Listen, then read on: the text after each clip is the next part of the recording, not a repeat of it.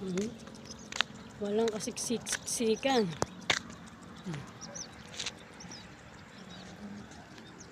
Nandun po yung gawaan ng concrete bolt sa gabi na yun.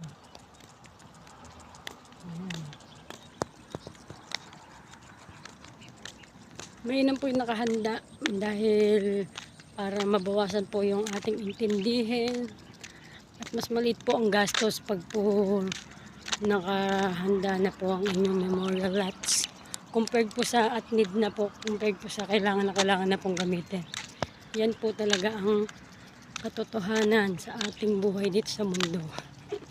Kailangan po paghandaan po natin dahil isa po yung gastos